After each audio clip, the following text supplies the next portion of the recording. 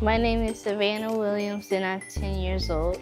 Angel Hands Art is my 501c3 that I just created. A 501c3 is a nonprofit organization.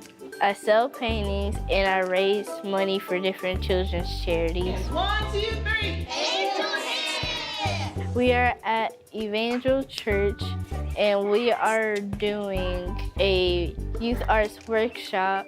The painting and drawing class will display that in our gala, and then the 2 dance classes, they are going to perform, and then the vocal class, they're going to sing. All right, try it again on 3. 1, 2, 3. Local stories on KCPT are supported by Community LINC, Synergy Services, The Whole Person, and Assistance League, Kansas City.